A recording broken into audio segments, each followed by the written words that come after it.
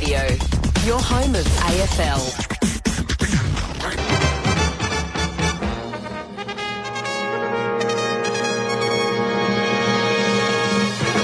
And a very good evening and welcome to ABC Sports coverage of the 1990 Kangaroo Tour. Tonight, Australia does battle with Great Britain in the first Rugby League Test at Wembley. Your commentator this evening is ABC's English League correspondent Peter Ward. In addition, hooker for English club Witness and Illawarra. Here in Australia, Phil McKenzie. Let's now cross to Wembley and Peter Ward. And to the closing strains of the second national anthem to be played here at Wembley. The first one was Advance Australia Fair, sung with as much enthusiasm by the great numbers of Australian supporters who are across here for this three-test series. And then the national anthem of Great Britain, God Save the Queen, sung by the rest of that 50,000-plus crowd that's assembled here at Wembley. Great gamble taken by the British Rugby League to bring this match to the National Stadium down in London. The knockers, the doubters, decided that it wasn't going to be a financial or a popular success, but they've been turned round a fortnight before the match was due to be played. They had sold over 40,000 tickets, and the expectations are that when the returns are in, there'll be a good 50,000 plus here to create a new record for a test match attendance in Great Britain. The teams just being introduced to the crowd now. Let me introduce them to you. The Australian side at fullback, Gary Belcher. Number 2, Andrew Ettinghausen. Mark Meninga captaining the side and wearing number 3 on his back. Mark McGaw at number 4. Michael Hancock at number 5. Ricky Stewart, the only replacement in this side, brought in on Tuesday to replace Laurie Daly, who broke a finger in his hand on Sunday playing in the match against Leeds, and Alan Langer. And time, first of all, to introduce you to Phil McKenzie, Illawarra and Picton, he proudly tells me. A hooker now with Widnes. He's not quite sure whether he's an Australian or a Pom, but for this match, certainly, he's going to be an Australian. How does that back line look to you then, Phil? Well, it is a very formidable back line there. We've got some power and some pace to cope with. Peter just said that I'm an Australian for this particular match. I think I might have to go against that at the moment because I've made myself available for GB selection. So I think I have to sort of tend to sway that in their way a little bit. Well, we commentators and summarisers have to be impartial anyway. So that's right. Well, so we're a good pair.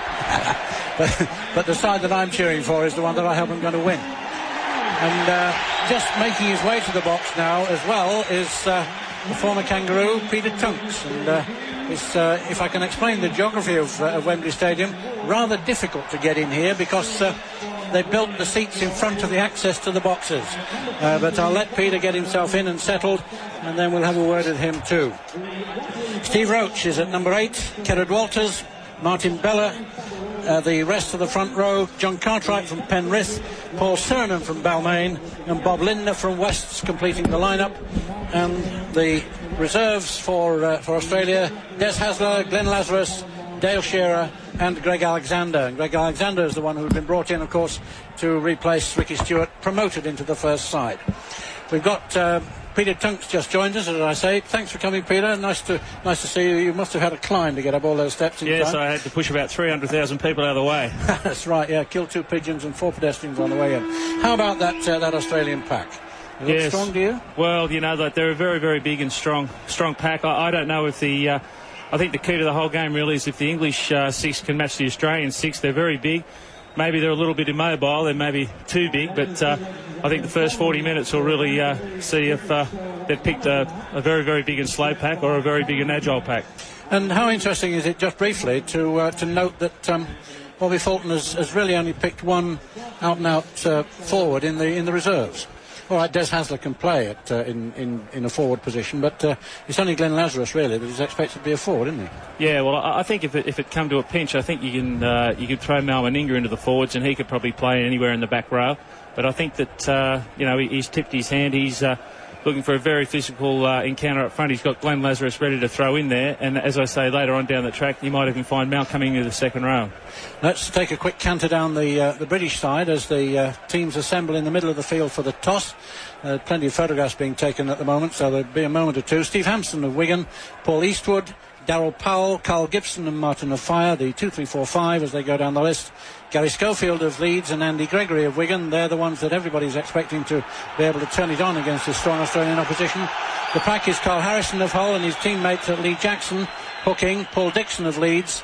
A bit lightweight, Paul Dixon. I would have thought, Phil, to be in the front row. He's not the biggest forward, but as far as heart goes, there's probably no bigger, and he won't let the side down at all. Dennis Betts and Roy Powell are the 11 and 12. Ellery Hanley is captaining the side, and Gary Schofield is about to kick this match into progress. He's not done so yet, but any minute now he's going to be doing so, and the game will be underway for the first 40 minutes. And the flashlights go all around the stadium as the ball comes down, picked up by Gary Belcher. Gary Belcher runs it centre field inside his own 22. A three-man British tackle brings him down. There's Kenneth Walters looking round to his left-hand side. Martin Bella gets hold of that ball and loses it. Great Britain snatched this ball, brought out by Dixon. Dixon back inside to Gregory, changes direction of play, out to Roy Powell. Roy Powell tries to go for the Australian 22, can't make it. And the tackle is made by Bob Linder. Now it's Dennis Betts, big blonde second-row player for Wigan and Great Britain. Toured Papua New Guinea and New Zealand this year. The ball's moved out to Lee Jackson. Lee Jackson taking it along the line, bringing it back into Paul Dixon's hand. Paul Dixon goes down, and referee Alain Stablerol of France, who deserves a line to himself on the programme, his name is that long, awards a penalty against Australia. And Ellery Hanley takes the ball, gives it to Paul Eastwood, the Hull winger, and the first points of the match are going to be on into question. Did you see what the referee's signal was there, Phil? I think the original decision was for holding down in the tackle. Yeah. It's always a matter of considerable argument, isn't it? It's one of those things that isn't cut and dry. The referee can decide that a fella's been held down. Well, that's wrong. It's early in the game as well, and I think he wants to stamp his authority on the game and tell the 26 players out there that he wants to get a good clean game and a good open game. There's plenty of open spaces out there, and he wants the game to flow that way. And Peter, especially when the tacklers involved are from the pack, sometimes there's a tiny bit of hesitation in getting up anyway because they've got to disentangle themselves as much as anything else, haven't they? Well, I think as Phil pointed out, they're both trying to assert their authority early on in the game, and obviously the longer you can hold a man down in the tackle, the easier it is for your defensive line to get set. So they're obviously filling each other out and filling the ref out. Comes from Paul Eastwood, left-footed, chips it high. It's going up, hits the post on the far side. Come back down, picked up by Linder on the bounce. Linder 10 metres away from his own line. But the ball safely held. Kenneth Walters now gets the ball away out to Martin Bella by the looks of things. As he goes down, starts to struggle and kick away. Walters once again, he's got Cernan on his left-hand side, but Rocker Roach coming up on his inside, and he gets that ball away. Roach makes it to the centre of the 22-metre line. Ball once again to Walters. Walters is going to get through a lot of hard work today if he's going to be acting halfback all the time. The ball then finished with John Cartwright into the first tackle. That must be 4 tackles in this run, but the ball's been shipped straight back out to Ricky Stewart. Ricky Stewart gets his first touch of the ball, and Steve Hampson too for Great Britain gets his first touch as he takes the ball cleanly on the full about 15 metres inside his own half of the field and starts to run it out towards the Great Britain right wing. Gets no further than the first tackle, and the second tackle makes no forward progress either. Great Britain have got to show that they can do something with this ball. His Schofield dummies twice to his left, and then went down in a tackle to Kenneth Walters and to Ricky Stewart, and the kick comes in, and another penalty awarded to Great Britain, this time for Australia being offside. I think this referee is going to be too anxious to award the penalties, Phil? I don't think so. I think it's just the first couple of minutes of the game. He just wants the play to know that he's the boss out in the middle, and I think once the game settles down, that both sets of players will settle into their own game plans, and we'll have a good open game of rugby. We've not. We've only had 2 or 3 minutes of the game so far. We've hardly seen anybody emerge on top, have we? Well, they've both come out with full of fire and full of enthusiasm. Great Britain have kicked off, got the ball down into the Australian 22 and forced them into an error, and that was a good start for them. It was unfortunate they couldn't capitalise on the first penalty and get 2 points. Just hope that they don't miss Jonathan Davis in that respect. On the kicking side, yes, here's Roy Powell, big Roy Powell, big second row player for Leeds, plays in the front row as well, and I'm a bit surprised that he wasn't put in there instead of Dixon, because Dixon tiny bit light. Here's Ellery Hanley dummies to his right hand side, and he leaves Alan Langer for dead, as Langer hops and skips back to his position. He might just have caught a crack on his ankle there. Peter, did you see that? No, I think that he might have just been shaken up trying to tackle Ellery head on. Well, he certainly did that. Great Britain back in possession of the ball after attempted chip through out towards the wing for Paul Eastwood to run onto. Martin O'Fire, the speediest man on the field, or so the British claim, has certainly not had a touch of the ball yet. And the scrum down going on the Australian 22, with Great Britain trying to get the ball against the head, not succeeding. As the ball out to Ricky Stewart, off Langer, up to the 22-metre mark once again. Kerrod Walters waiting for this feed. He comes out, gets it away out to Cartwright. Cartwright puts his shoulder into the tackle, goes down, and he makes a couple of metres. Wembley very finely mown, and every line there I think is about a metre wide. You can get fairly accurate about the way things are progressing down the field. Langer, Meninga with that arm brace on after those breaks that kept him out of the contention for a place in the 88 tour of Great Britain in Australia, wearing an arm brace all the time, all the matches he plays in now. And a penalty to Great Britain for Ellery Hanley, going down, looks like his knee in the tackle. So yeah, I think once again he's trying to stress that he's the boss in the middle, and he's not going to sway one way or the other, and it's a penalty for Australia this time. And like I said, I think after a few more minutes, the game will settle down into a general rhythm. Meninga taking that kick, pushing it out just over the halfway line. Australia have not had the ball in their hands, Peter, over the halfway line yet, have they? Great Britain have all had it. No, they seem to have had a little opportunity with Ellery a minute ago, but as I say, it came to nothing. They knocked the ball on. Martin Bella bursting his way through and making ground inside the British half of the field. Kerrod Walters out to Langer. Langer straight away to Steve Roach. Steve Roach holds onto that ball, goes down in a two-man tackle. Roy Powell, one of them. Langer once again changes direction, gives it to Ricky Stewart. Ricky Stewart bringing it back into Cernan changing direction. Australians weaving patterns all over this field. But they're still in possession, still inside the British half of the field, 12 metres inside. Langer to Cartwright. Cartwright nearly in a high tackle there from Andy Gregory, and I thought Gregory's boot went into that tackle as well, as Kerrod Walters gets it, gives it out to Langer. Langer tries to chip over the top. Paul Eastwood is racing for it. Nobody on the Australian side really is threatening him. So as Eastwood picks it up 10 metres away from his own line, he goes down in a tackle to Alan Langer following his own ball down. And this time, another penalty to Great Britain. Well, Peter, it certainly seems as though we're going to be invited to watch a few penalties from Monsieur Sablerole establishing himself on this match. But as I say, I don't like these penalties where there's a bit of referee's judgment come in, where the player has to be judged to have been lying on. Yes, well, he really has to make the judgment himself out there, and I just hope we're not in for a real stop-start game with plenty of penalties. They've had it so far, no score so far. The game's 6 or 7 minutes old, and Great Britain in possession inside their own half of the field, just 10 metres or so inside their own half of the field. Paul Dixon gets hold of this ball, rams his way into the tackle, can't get past it. Ball played back to Lee Jackson. Lee Jackson spins round, brings it out to Roy Powell. Roy Powell for perhaps 2 or 3 metres over the gain line. That's about all. Now it's out to Jackson again. Jackson along the line to Schofield. Schofield tries a little kick down to Gary Belcher. Gary Belcher takes it inside his own 22, comes down the left wing. Got Michael Hancock there with him on the left wing, but a heavy British tackle on Gary Belcher, who didn't really make any move to get rid of the ball because his arms were really well pinned by this double British tackle onto him. Takes him out of play, and Andy Gregory to feed this scrum. Second scrum of the match. First one went to Australia. That scrum was very typical of the British spirit. The 3 players come in and pushed him out from 10 yards inside, and that's what's going to be the big difference, I think, today, whether it's going to be a big score against Great Britain or even a Great Britain win. A little bit of ball weaving inside the British ranks now as the ball was taken out to centre. Carl Gibson came back across the line, went down, but Great Britain's attack has gone to nothing because they've lost the ball inside the Australian 22. They might even have had thoughts of a field goal at that stage, but they didn't do so. Now the ball's with Steve Roach.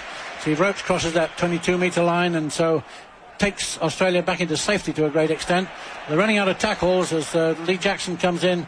Oh, dearie me, on Kerrod Walters, who can't get the ball away this time. Now the ball's out to Belcher. Belcher moving along to John Cartwright. John Cartwright sees the referee hold up his hand to indicate a 5-tackle sequence gone by.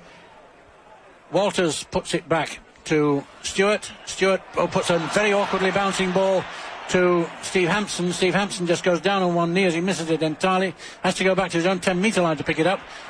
Offers the ball to Paul Eastwood, but very wisely decides not to pass it because it would have been a hospital job as far as Eastwood was concerned. And yet another penalty. This time Australia offside. We've had penalties for lying on and penalties for offside so far in this game, and that's about the lot. 4 against Australia and 1 against Great Britain. In the how many minutes of the game gone by? Not that many.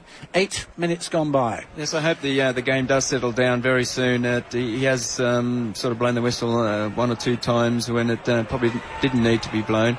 I just hope the players realise that he is going to be in that way inclined, and they settle down as well. Peter Tunks, you've taken the field in a green and gold jersey. How much nerves comes into it?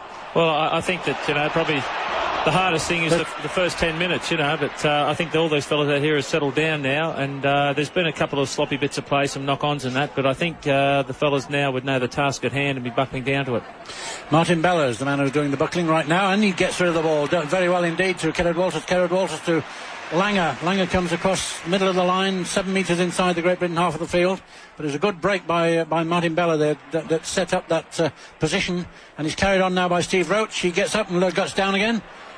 And a penalty to Australia for, by the looks of things, Phil, somebody taking Steve Roach's feet from underneath him. Yeah, once again, he doesn't want any muck around at the played ball situation. Steve Roach was trying to get up, and one of the players lifted his foot from underneath him, and rightly so, a penalty was awarded, and it could be 2 points up for Australia. It could, because they're 32 metres away from the Great Britain post. Centre field, Mal Meninga is just looking around for a bit of support.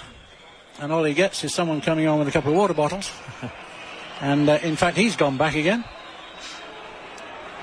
to go for the sand bucket. So Sablerol, the referee, is looking at his watch, wondering whether to start deducting time. But he's not put the signal out to the timekeepers yet, so presumably it won't be so. But this really is the nearest the Australians have been to the British goalpost with the ball in their hands, isn't it? Yeah, I've been quite impressed with the English attack and defence, particularly their defence. They really looked like they weren't letting the Australian forwards roll over the advantage line. And also a couple of times when they've been in possession, they've really looked like they've been prepared to put on set plays from the scrums and from their sets of 6 tackles. And really, they were unlucky a couple of times that passes never stuck because they were looking quite dangerous. Here's Mal Meninga. Takes his very careful paces. 1 pace in front of the ball, then comes back about 6 quite short ones. Comes up to kick. And that's going skewing well wide, I would say. Yes, it is. Picked up by Dennis Betts almost on the back line, but safely held, and Betts is still running through, and he's got Australia in total disarray. Australia were following down that ball. I think the touch judges there were trying to get the referee's attention that he'd put his foot out in the back of the dead ball line there, but he didn't see them, and play goes on. Yeah, there was a bit of frantic flag waving going on, wasn't there? The ball comes out to Andy Gregory. Gregory dummies once, twice, and still wants to get the ball out to his left-hand side, but he can't do it. Dixon was there waiting for it, couldn't pass. Lee Jackson now to his right.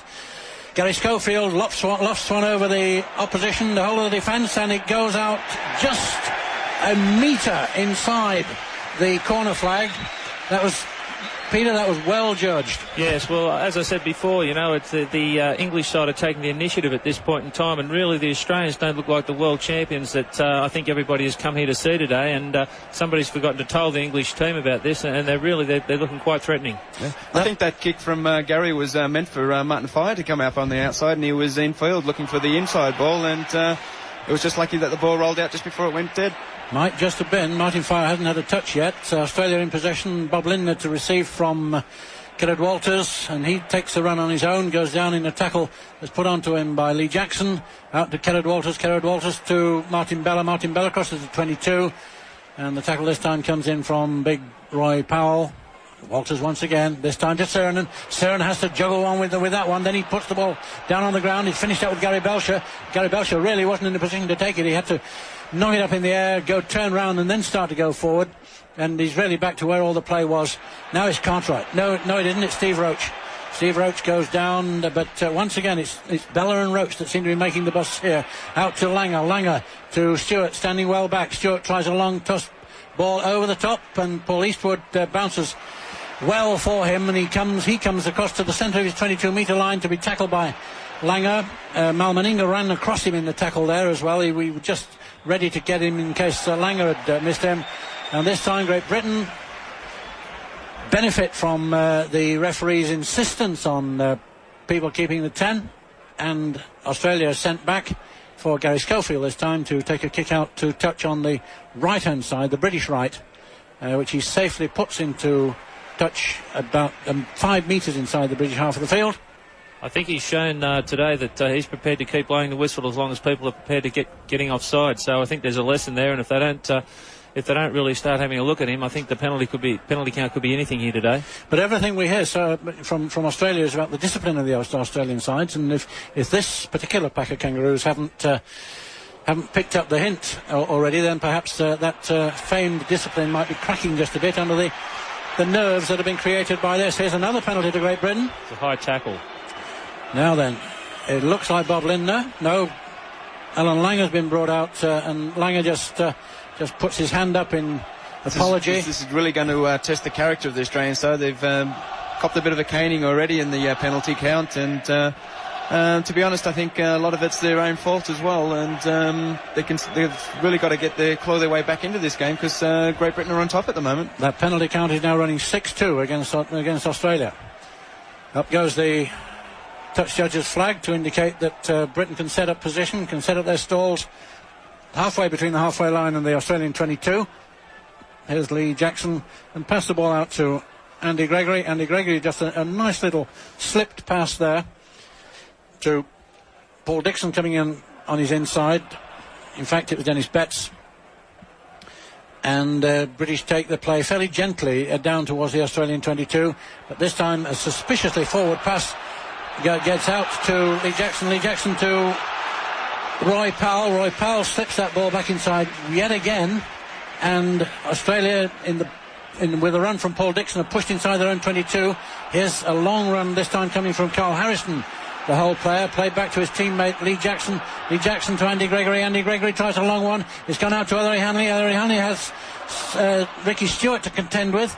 I thought that ball went down to the ground there, somewhere along that lot. Dennis Betts very suspiciously that the ball went forward there, but the referee once again has missed a slide. Dennis Betts goes down in the 5th tackle. The ball's come back out to Andy Gregory. Andy Gregory tries a field goal from a fairly wide out angle as far as field goals are concerned, and a bit early in the match I would have thought to try it as well, Peter, but it didn't succeed, so everybody on the Australian ranks breathe again. But I think the Australian team really are looking at themselves at the moment and they're saying, hey, we're supposed to be world champions here, and these blokes are putting it right to us, and they really, if you look at their forward pack now, they're all standing behind the ruck with their hands on their hips. They really need someone to take the game by the scruff of the neck. They need a score, I think, don't they? Well, they need to do something. They haven't looked like they're threatened at all. They need something from one of their big star players to really put some pressure on this English defence. Run from Paul Seranen, takes the ball nearly up to the halfway line, then it goes on to Cartwright. Cartwright can't cross that halfway mark, and once again Great Britain coming in 3-man tackles all the time. Moved out to Langer. Langer long to Stewart. Stewart long to Meninga. Meninga does the running. He's got Belcher with him, but Belcher really got in Meninga's way as much as anything else. So Meninga had to go on his own. Takes it up the halfway line and the touch. Back to Bob Lindner. Bob Lindner in the tackle from Lee Jackson. 5 tackles gone from Australia. Went very quickly, did that. Here's Langer. Shapes to kick. Comes back inside and he's put down. And it's going to be a handover, first of the match, and very quickly taken by Great Britain. Carl Harrison gets this ball, and once again Ellery Hanley barging his way through, and really Australia looking a tiny bit in tatters as far as defence is concerned. Gary Schofield to his clubmate Roy Powell. Roy Powell 10 metres inside the Australian half of the field, having a wrestle with Martin Bella. Now it's out to Gary Schofield. Gary Schofield back inside to Carl Harrison. Carl Harrison puts his shoulder into Alan Langer, and it's chalk and cheese as far as size is concerned. biggest man on the Great Britain side. Here's Gary Schofield trying to chip through. He's got a foot to it. He's still going. Picks it up. Throws it out to his left-hand side. It's knocked down by Andrew Ettinghausen, but the ball is still there for Great Britain, and there should be another 6. Yes, the referee just indicates another 6. And that was very unlucky for Great Britain then. One of the Australian players got his hand in the road, and it could have been 6 points. Yes, indeed. Gary Schofield got at least a good firm touch on that ball after he kicked it through. Now the ball's out to Jackson. Jackson to Gregory. Gregory hasn't done an awful lot so far. He's kept the distribution going, and this time it comes back inside to Roy Powell, centre field. Only about 15 metres away from the Australian line. Ball to Lee Jackson. Out to his right to Schofield. Schofield a long one to east to Gibson. Darryl Powell goes for the corner flag. Can't reach it. Metre short. Back inside to this playmaker, Andy Gregory. Andy Gregory goes down on the ground. Ellery Hanley gets a hand to it and loses it. Peter, a chance for Great Britain there went begging. Yeah, well, it's all Great Britain at the moment, and I think the fellas out there are really sensing that the Australian team aren't really putting it to them, and they're really showing a lot of enthusiasm. Unfortunately, again, the pass has gone to ground for a knock-on, but really another chance that went begging. Yeah, well, I think Australia did well then to save a couple of tries. One when Schofield put a ball back inside after a chip through, and then again when Darryl Powell went down the sideline. Their cover defence pulled off some try-saving tackles, and it's kept them in the game. What's impressing me about Australia so far is that their big pack players can make the bus, can cross the game line and get through the British tackling.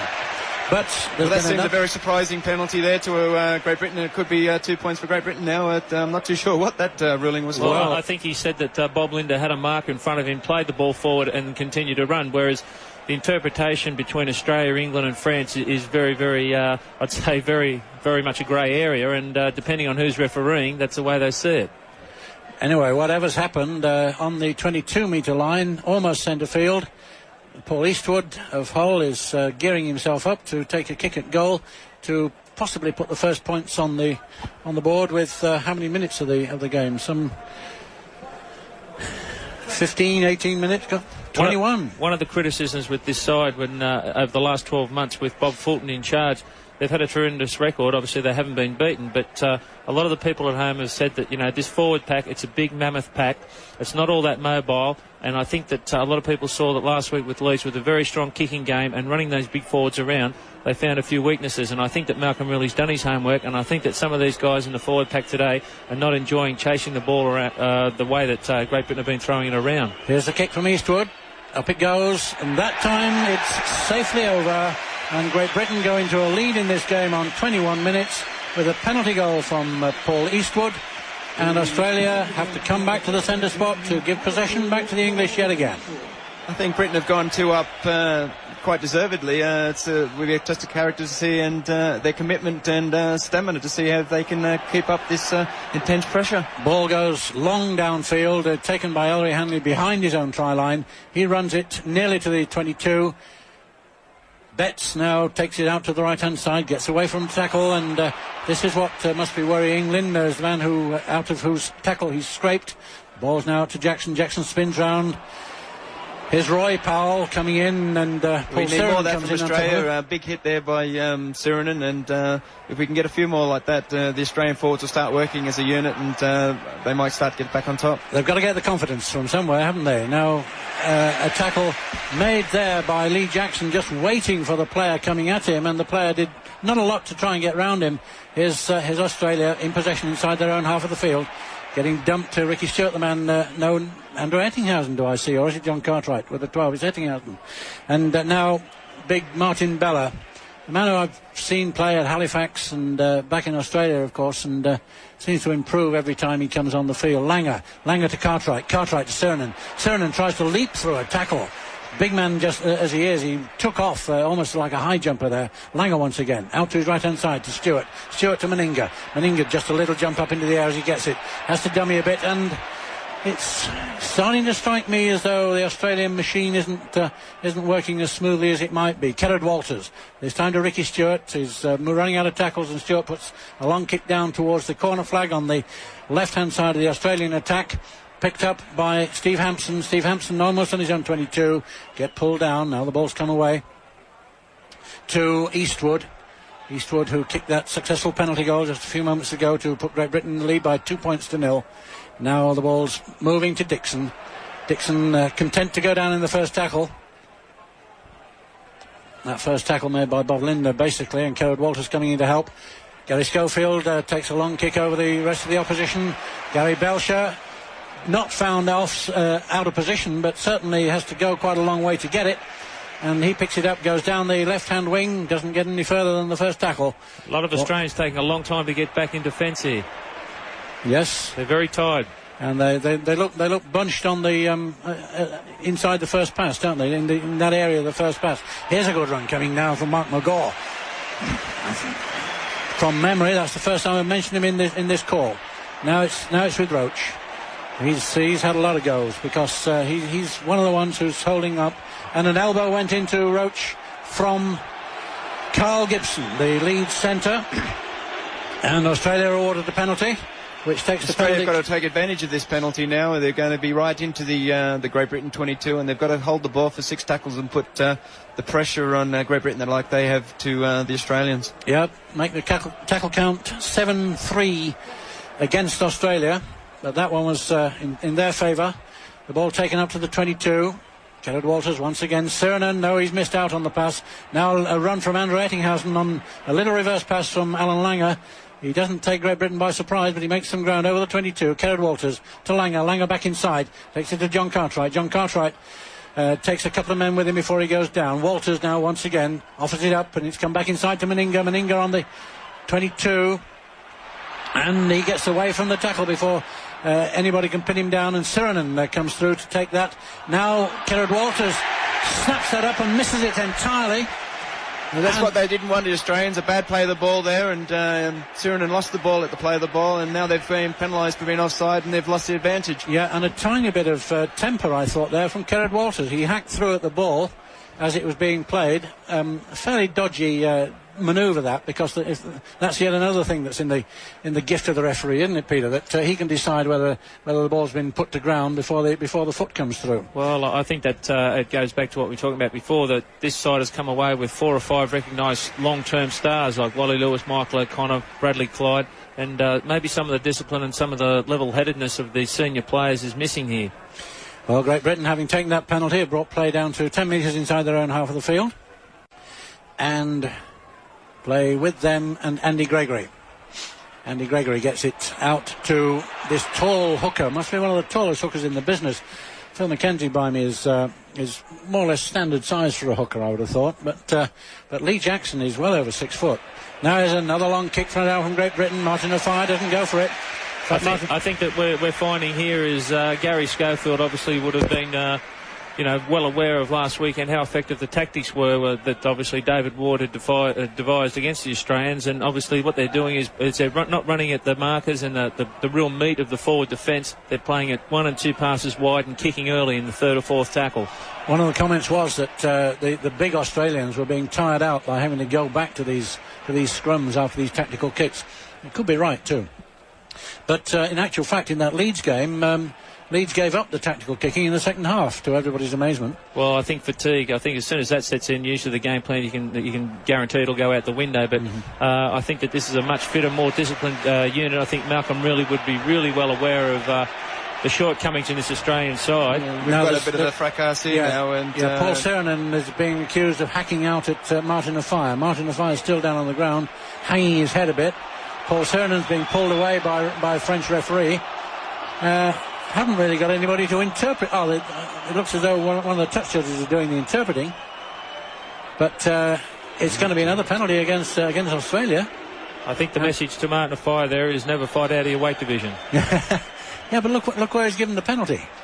I mean, the incident took place in between the 10-yard marker and the touchline. Yeah, the referee has taken the ball in about 10 yards inside from where the infringement took place, and it's given Eastwood a better chance for getting another 2 points. It's turned a difficult one into a possible, I would say. one thing that the Australian team on this tour, Mal Meninga, has been very disappointing with his goal kicking. And if you look through the side there's not another recognised kicker in the side. The only other man that you would probably consider as a first-string kicker is Greg Alexander, who's on the bench. And later on in this game, if he does kick this and give them a 4-point lead, I really think that Australia are going to have to think about getting someone in there, probably at first receiver, whether they change Ricky Stewart around with Alan Langer and get some kicking. It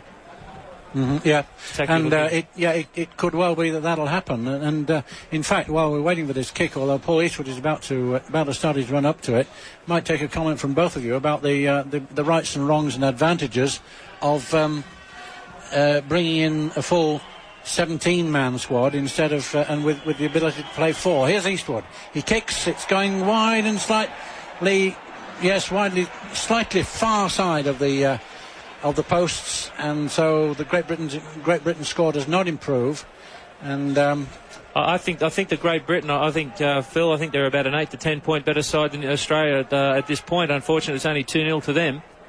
That's right. We have the Great Britain side has only got 2 points out of a possible 6 points that they could have had, and possibly even more from tries. And I think there's been a lot of talk this week about the 4 substitute rule, and they say it would have been a bit more beneficial for the Australians, but I think the Great Britain side would have more to pick from, and I think they probably would benefit from the 4 substitute rule. Yeah, it's what Peter was saying about Greg Alexander being there as a standby goal kicker, and it might just be that they're going to need him. He's kicked 6-11 so far in this on this tour, hasn't he? So he's got a certain amount of credibility as far as goal kicking is concerned, and with that, the play's been taken down onto the British 22, with Australia in possession, and a run coming in yet again from Steve Roach. What a workhorse this man is, as he once again crosses that 22-metre line, out to Walters to Langer long to Stewart just dipped inside to Meninga. Meninga knew exactly what was coming as he came over Stewart's left shoulder. Now the ball's picked up by Carrad Walters balloons that ball up into the air. It's lost, knocked on twice. Referee shouts go ahead and gives Australia another 6, and this time he sees a knock-on the first of those 6 tackles, and he must be awarding a penalty to a scrum to Great Britain. And indeed, yes, there was a small knock-on there from a little pass put inside, and I think the Aussies are getting a little bit flustered out there at the moment. It certainly seems as though they are.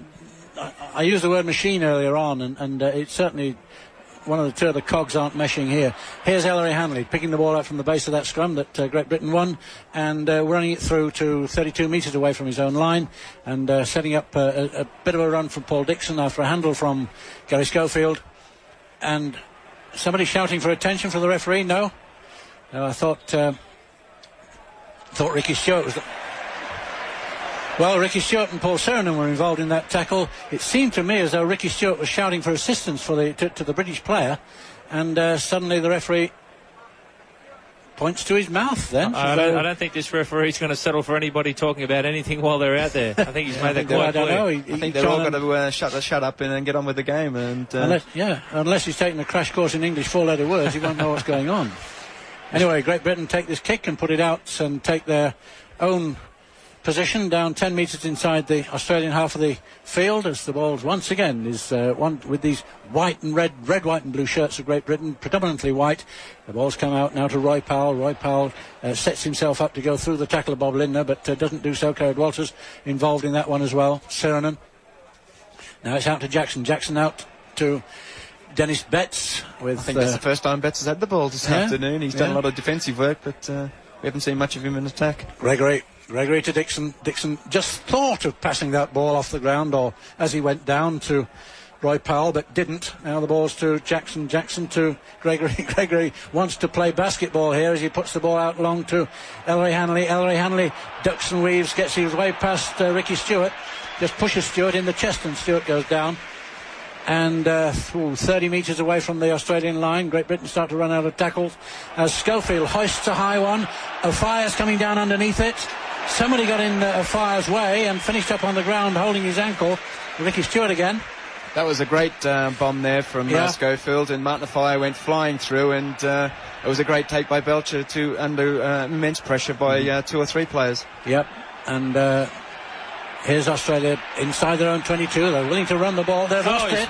And the ball picked up. Martin Afai picked that ball up. He was in the corner, and he stopped it to knock on. Paul Dixon. Dixon shouldered out into touch by Alan Langer, but once again the Great Britain attack falls down on a tiny mistake, but the Great Britain given the chance to attack by an Australian mistake.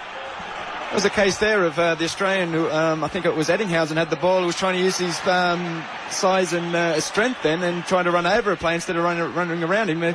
Caused the error, and it was just unfortunate that, or fortunately for the Australians, that Great Britain didn't come up with a try. But Great Britain now on the defensive, but in a handy position to defend, because they've got 3/4 of the field behind them. Australia running this ball out, and they get a penalty. Australia get a penalty. The penalty count developing into astronomical situations. 10-5 is this penalty count now. That'll come as a great relief for the Australians, because they were really under pressure then, and it's brought them out of their own 22 and with a chance of 6 tackles. Yes, indeed. They've taken it to within 20 metres of the halfway line, moving downfield now through Martin Bella. Bella, 3-man tackle from Great Britain. They were accused of perhaps going to run out of legs and stamina at some stage in this game. They haven't done so far, as the ball once again being moved among the props. Roach it was that time. Lindner now getting the ball on the move, and Australia at last starting to punch some holes in the Great Britain defence. Sirenen out to Langer. Langer out to Ricky Stewart. Ricky Stewart runs past Darryl Powell, and Darryl Powell just didn't see where Stewart went. The ball back inside to Hancock. Hancock to Meninga. Meninga coming across centre of the British 22. Hauled down to the ground by Dennis Betts.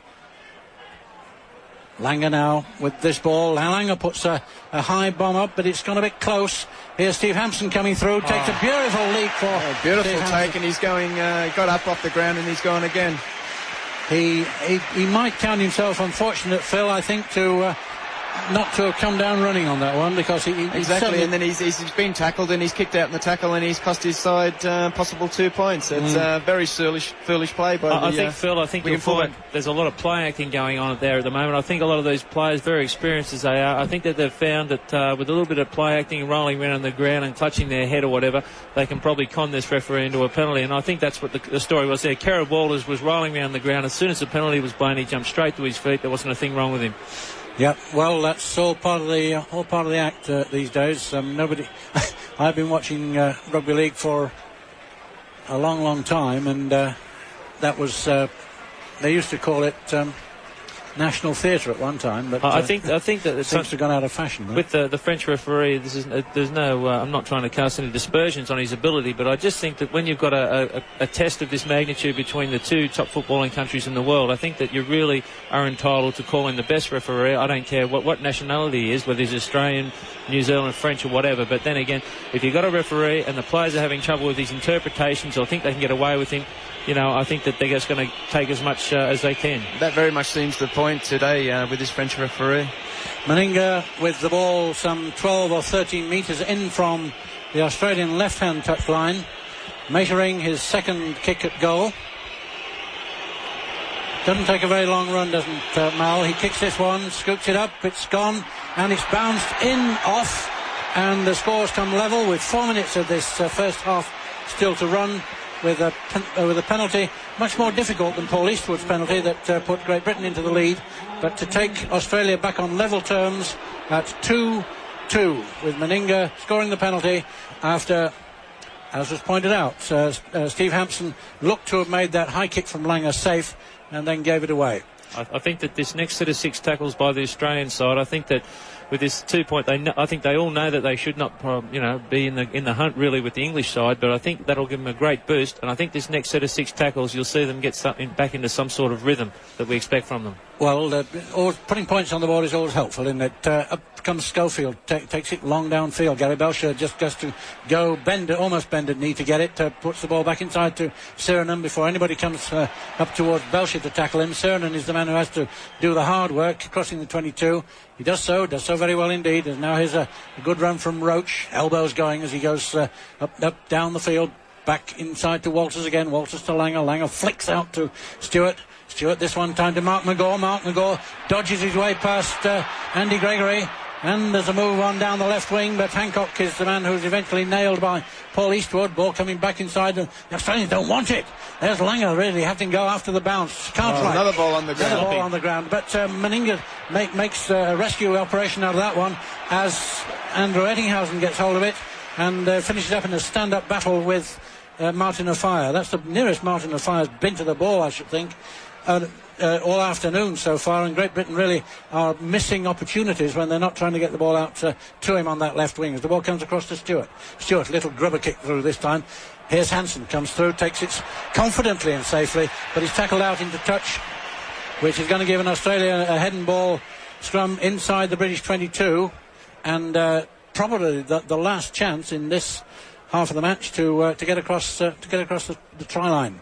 That's by far the best six Australia's had in this half already, and even though they had one of the tackles there that the ball went on the ground twice, they were making inroads. The forwards were doing the damage up the front, and then they were getting the ball wide, and Mal Meninga was creating problems for the Great Britain backs out wide. British ball out of that pack. Alan Langer put it in. The British scrum wheeled and held it inside the pack until Andy Gregory could drop on it. So that's a let off for Great Britain. Another penalty for offside. Hey, I suppose the referee's going to impose the rules, but well, he's under a lot of pressure. There's a big crowd here today, and I think 11-6 the penalty count. Still, it was in the first match, the St Helens game. The penalty count was somewhere well up in double figures to about 4. So. The Kangaroos should be getting used to it, but nevertheless they ought not to be subjected to it. Here's a little pass off the ground after the tap from Lee Jackson.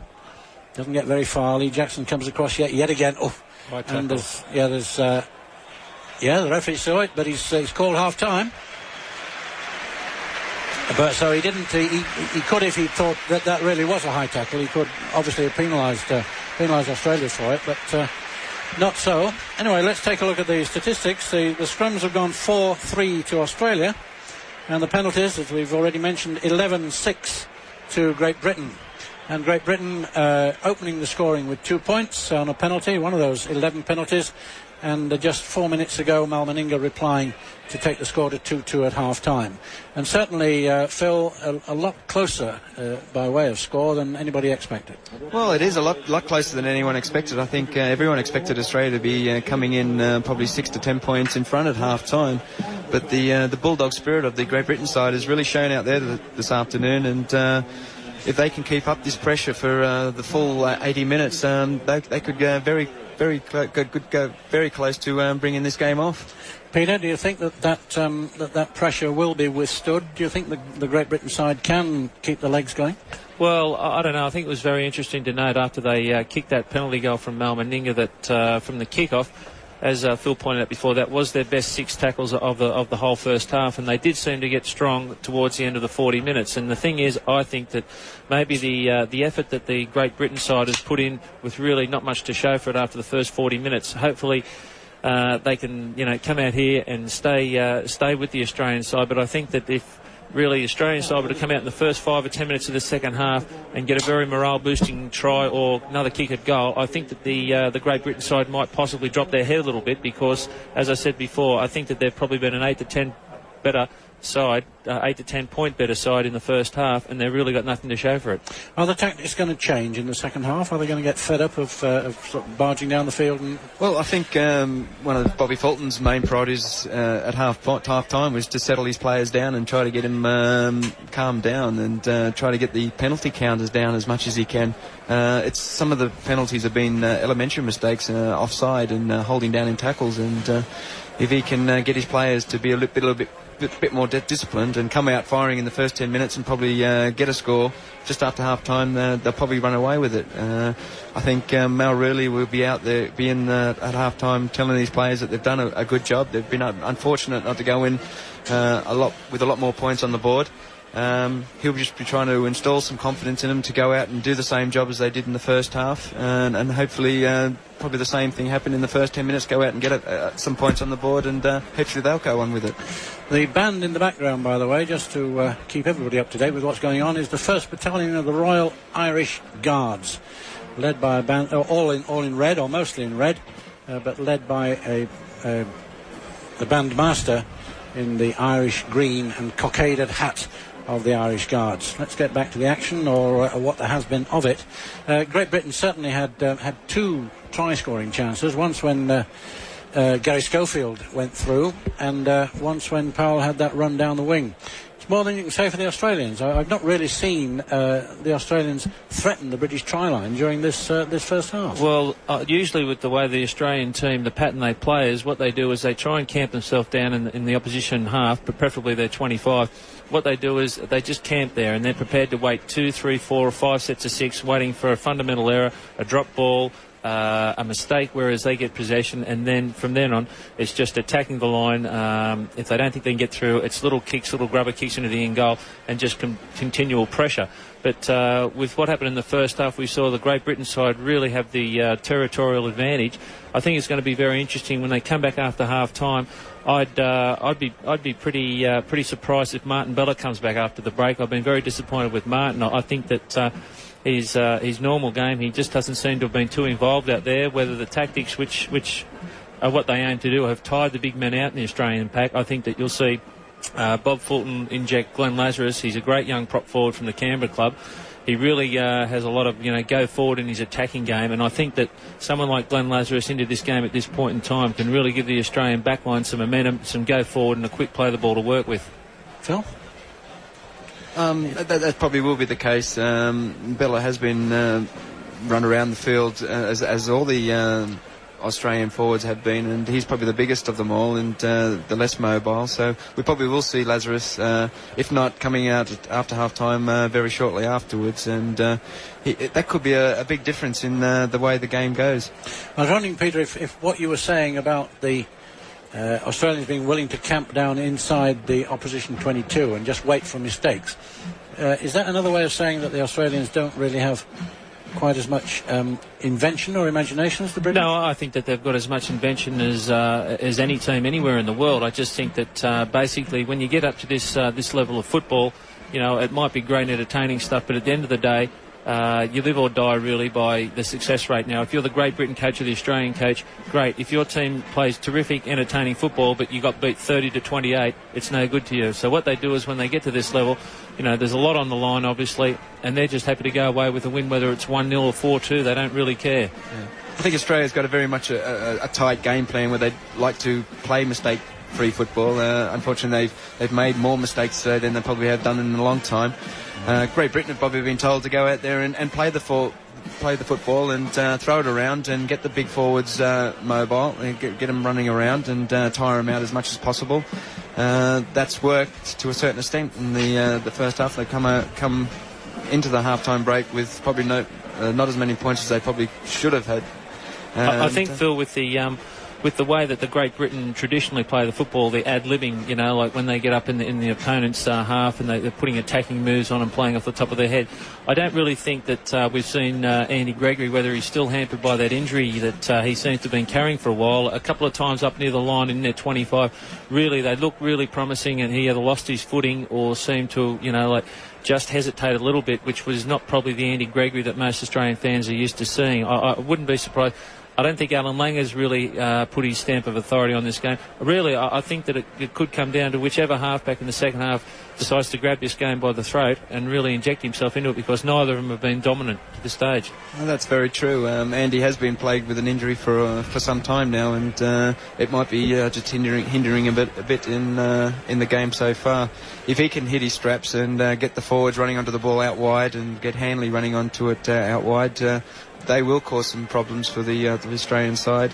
Likewise, if Langer can get his forwards running and control the football, the Australians will get on top. And like you said, Peter, the halfbacks probably have got a big bearing on the outcome of this game. Yeah. Well, that in fact is what's been said all along. You know that Gary Schofield was put in at halfback mainly to counter Laurie Daly, who everybody says is the preeminent 5/8 in the world at the moment, and. It surprised me just a tiny bit to see him left there with Ricky Stewart. Yes, it's surprising to see two halfbacks. There was a lot of pressure on Alan Langer all through the home season this year. There was a number of challenges thrown out by the likes of Ricky Stewart, who played in the winning State of Origin side for New South Wales over Queensland. Greg Alexander had probably his best season since coming into grade. He had a tremendous personal season. And you go through the list, there's a lot of people. There's Desi Hasler has another great season. There's a lot of pressure on Alan Langer to hold his spot out there. And whereas his club form really hasn't been up to the standard we know he's capable of, because Australia rarely lose a test, they don't change the test side. But, with this test being the way it is, it might be interesting to think you've got two halfbacks out there at the moment. Ricky Stewart doesn't seem to be, as cohesive a unit at 5'8" as he is at halfback. And as we said before, this could come down to goal kicks, and there's really, with Mal, with his straight Australian style of running straight into the ball and not round the corner, it could be interesting to see if Bob Fulton decides to use Greg Alexander somewhere down the track and utilise his very strong kicking game. Who would Greg Alexander come on for? Ricky Stewart? Well, it's very, very hard to say. You've got Greg can handle a number of positions, but he's very, very good at number 7 or number 1. But then again, if he had to go to number 1, they'd probably move Belcher to the wing or bring Belcher off. I don't know, but I think the alarm bells have been ringing in there now, because I know Bob Fulton during the week, I know he expected a very tough game from the British side, but I know for a fact that he didn't expect to be 2-2 at half-time with them. But another factor that we had to keep on mentioning at the very beginning of the game and throughout it as well was the referee. If the referee is doing his best to catch up all the time, then the sides aren't really being given the opportunity to play that well, are they? Well, I think the Australian way, they like to keep the ball in play. Like, they'll like to take the ball up for 5 tackles, make a lot of yardage, then kick down. They don't like to pick up the touchline because they like to keep the ball in play, make it a fast game, and play it at 100 miles an hour. With all these stoppages in the game, Phil would know as well as I do that, what happens is you get your momentum is very hard to pick up. If you're playing against a side that are trying to spoil your pattern of play or just slow the tempo of the game down, it's very, very hard to get a rhythm going. But with the referee out there today, he, as I said before, he's probably very nervous. It's probably the biggest crowd he's ever seen, let alone refereed in front of. I don't think that he's probably doing the Australian cause any good whatsoever by so many stoppages. We've discussed possible changes on the Australian side. Any thoughts about the British? Are they going to have any moves round? They've got Kevin Ward hanging about, you see, in the reserves, and they've also got Sean Edwards. If Andy Gregory is not pulling his weight, or not being able to pull his weight because of that injury, there might be a certain rejig at halfback, although I would suspect not, because Great Britain seem to be on top in that department at the moment. I don't think Malcolm will be considering making any changes at this particular time. You're probably just waiting to see how things develop in the first 10, 15, 20 minutes of the second half, and then he'll probably decide to use his substitutes. I don't think he wanted to bring off Andy Gregory because he is a game break, and it only takes 1 split second for Andy to do something brilliant, and it could be worth 6 points. He's not letting the side down, even though he's not creating the chances that he normally does. But there's always that chance that he might pop up with something later on in the game when the legs do to get very tired. Phil, are you as a witness player disappointed that Martin Maffei's not had many running chances already? Yeah, we haven't seen much of Martin at all. There was a chance for him midway through the first half when Gary Schofield kicked down to this left-hand corner, and Martin was inside looking for the ball. If Martin was on the sideline, he probably would have got to the ball in time to score a try. He hasn't had much to do. Hopefully we'll see him use his great speed in the second half. They're just coming out now as the band goes off. The Great Britain side are leading out with the Australian side close behind them. Well, let's have a look and see for any reserves that have been brought on. I think it'll be very interesting to see if and when Sean Edwards and Kevin Ward, two noted performers at the highest level of the game. You've got Kevin Ward, he's obviously on the wrong side of 30, but he's still a great warhorse, and he knows what it's all about, particularly here at Wembley in a test match. And I think the longer this game goes at 2-2, with Malcolm really with two aces in particular, as Sean Edwards, who's a proven top-class player, and Kevin Ward up his sleeve. I think that he'll be looking to inject them sometime in the second half. Well, Martin Bella's still there. Yeah, it doesn't look like there's any changes on both sides. No changes. No, it looks like we've got teams as they left the field. There goes the hooter for the referee to indicate that he's heard it. I don't know whether he heard it at the end of the first half. He seemed to just blow up when he decided that it was time. But then again, he hadn't called for any stoppages, I don't think. Mal Meninga to restart this game now.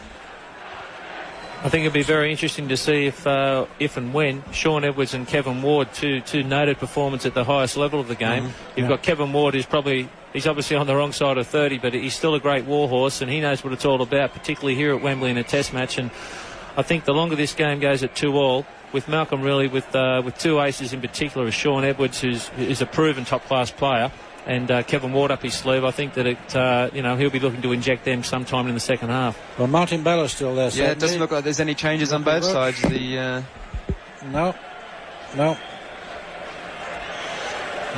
changes. No, it looks like we've got teams as they left the field. There goes the hooter for the referee to indicate that he's heard it. I don't know whether he heard it at the end of the first half. He seemed to just blow up when he decided that it was time. But then again, he hadn't called for any stoppages, I don't think. Mal Meninga to restart this game now. England kicked off at the beginning of the first half. The British crowd are getting right behind their players at the moment. They can sense that it is very close, and that the Great Britain players have got a good chance of pulling off a victory here. And the ball comes right down into English territory, picked up by Stevie Hampson. Stevie Hampson runs it with a tackle to come in from Alan Langer. Langer makes the tackle. Cartwright comes in as well to help him. And this time it's Great Britain's hooker. Lee Jackson gets the ball switched off to Darryl Powell. Darryl Powell nearly on his 22. And in actual fact, the next time the tackle comes in and the ball and the pass comes out, goes to Dixon, and Dixon crosses that 22 marker. Lee Jackson once again with the run. Andy Gregory this time slings it back to Paul Dixon. Paul Dixon looks for somebody to pass it to, and everybody had gone past him. And so he had to settle for... Not a very good start for the Great Britain side here. They looked very confused. Yeah, the ball went to the wrong person. I think they were supposed to go to Gary Schofield for the long kick downfield, and Dixon got held with the ball. So he finished up in the end with Eastwood, of course, who is another the other tactical kicker on this side. So Great Britain at least scrambled something out of it. But Australia now in possession inside their own 22. A spun pass out there from Langer out to Stewart. Stewart, another long pass there to Meninga. Meninga to Belcher. I'd seen to bounce it off Linder and get it back or something like that, but he stayed with it, and he went down and tackled to Carl Gibson. Now the ball still, Australia's trying to make it across the halfway line, not succeeding. Kerrod Walters the man there. As the ball comes out to Meninga. Meninga just offers it up, goes through to Sirenen. Sirenen, nearly passed it, but I suspect it might have been forward to Mark McGaw if he had got rid of the ball. Langer now. Langer insisting on these long passes as Ricky Stewart playing in the outer centre position. Gets the ball out to Hancock. Hancock dodging and weaving away. Strong player this. Australia starting to flex their muscles here. A lot of the English players are falling off tackles and grabbing instead of going in low like they were in the first half. They surely can't think that they've got it made. Here's a Meninga. Meninga to Linder. Meninga back to Meninga. Puts the ball to Ettinghausen. Ettinghausen loses it. And a British player falls on it. Looks like Hampson. The British player... very lucky for Great Britain then. Very lucky indeed. Very ominous for Australian getting a try then. And it was just an inside flick pass from Meninga that was intercepted by Dennis Betts, who regathered the ball. Yeah, some beautiful play involving Meninga and Linder there. Here's Gary Schofield kicking over the heads of the Australians yet again, and the Australians all they can pulled him up for the Australians being offside. So we got once again we started off with a penalty. Exactly the same. England, I suppose, will they're not even sacrificing distance here, because it would have been an Australian head to give them possession inside their own half of the field. I think Ellery might be having a quiet word to some of his forwards down here to wake them up and get them back on the track, because they've had a very good 40 minutes, but unfortunately they don't get anything for 40 minutes. It's an 80-minute game, and these blokes want to get their mind back on the job. Yeah. Well, this referee is this penalty, of course, has stop the momentum of the game and given Great Britain the advantage of setting up inside the Australian half of the field, or very nearly. Here's the ball to Lee Jackson. Lee Jackson gets the ball out to Ellery Hanley. No, but Ellery Hanley just using the dummy. And it's gone to Paul Dixon. Paul Dixon just 10 metres across the halfway line. Out to Lee Jackson. Lee Jackson to Harrison. Harrison back to Jackson. Across that 10-metre mark once again. Now here's little Andy Gregory. Pocket battleship of a man. He's almost as broad as he is long. Schofield to Hanley. Hanley goes through. He's still on his feet and going. He's got a man to beat. Kicks up.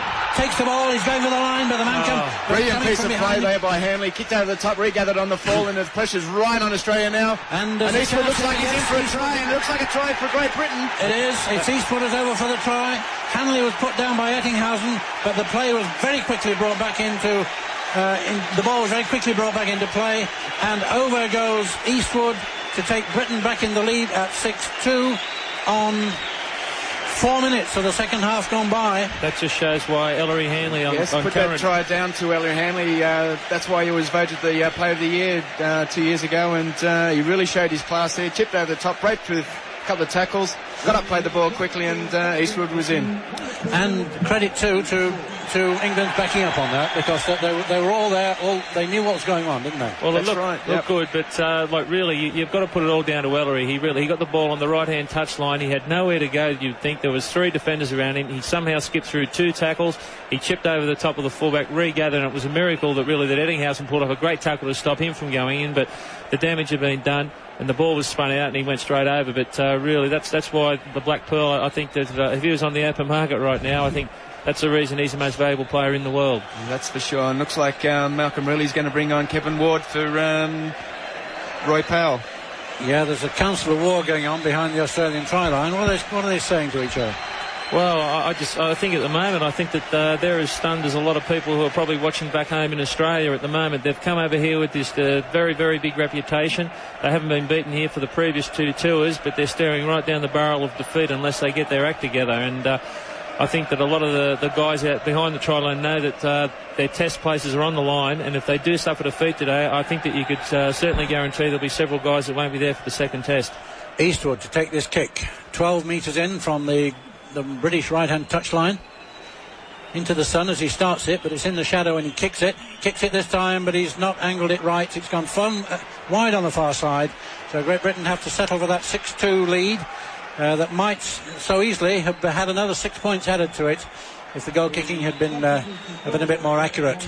There is going to be a replacement, correctly forecast, of Kevin Ward coming on for Roy Powell, and it looks as though it might even be an enforced replacement, the way Roy Powell came across to the touchline knowing that he was going to be coming off. So Meninga gets the ball down on the centre spot yet again, kicks it into the Great Britain 22, taken cleanly by Hansen, and he equally gets bowled over by Kerrod Walters, and the Great Britain still inside their 22. The ball's with Dennis Betts on a pass from Gary Schofield. Gary Schofield organising his field. Here's Ward with his first run of the ball. He very nearly gets past Kerrod Walters, but he's got Cernan to cope with as well, so he didn't get any further than that, but he made about 8 metres on the run. And Lee Jackson there just taking things forward. Andy Gregory now putting the ball up in the air, and this time it's taken by Andrew Ettinghausen, who runs crossfield towards the right wing and goes down in the first tackle offered to him. Ball played back, picked up by Bob Lindner. Great Britain offside, and so the offside saga of the first half continues into the second, and this is Australia's chance, of course, to get themselves within firing distance of the British line and to knock out that 4-point lead that the Great Britain now enjoy. Scored 4 minutes into the second half by Paul Eastwood. Great Britain leads by 6 points to 2. Kerrod Walters, 13 metres away from the 22-metre line, 35 metres the lot, and that was the head went back there very, very sharp indeed as Ellery Hanley went in to the tackle. The Australians look like they're setting up for a big play in the third tackle here. What it is looks like they're coming out of the short line. Lindner back to Walters. Walters back to Roach. Roach here's to Meninga. Meninga coming through. Leaves one tackler behind. Hampson tries to go around his neck. It slows him down just enough to let Ellery Hanley come in and make the tackle. Now it's Walters. Walters to his left-hand side, spinning right round. Out to Langer. Langer's looking for a hold, and he nearly found it. Here's Roach going through. Ooh. Roach just has to be held on to by... They're very short out on the Hanley. right-hand side, the English side. If they spin it out here, they're in big trouble. It's going out right. Suddenly come out to Cartwright. Cartwright loses it to Lindner. Lindner goes along the line to Ettinghausen. Great cover there by the Great Britain side. They were very short on that side, and the cover come across very quickly and put Ettinghausen out. Gary Schofield, a great tackle by, they're probably the most experienced back in the side. Gary Schofield coming across and bundling Ettinghausen into touch. Yep, took the corner flag with him. It was that close. Martin Afai was left wanting there. He come flying in looking for the interceptor, trying to block the ball off, and they had the Australians had 3 men outside him, and it was very, very close. And into the pack goes the ball. It's still held in the pack. His Hanley comes out with it. Almost had it stuffed off his jumper. Hanley moving, still going, running, and he's got a fire with him. But I think the ball went to a fire too quickly. The fire puts the ball down onto the ground. Hanley still moving with it though. Crosses the halfway line. This is the way Great Britain are moving, and Australia only going back into position slowly. Hanley looks as though he's been injured. I think if Ellery had to let the ball go that second time there, things were looking very threatened for the Australians out here on the right-hand side. Yeah, Hanley injured, so the referee quite rightly tells another player to play the ball. Kevin Ward with it now. But he's starting to have a bit of a personal battle with Roach.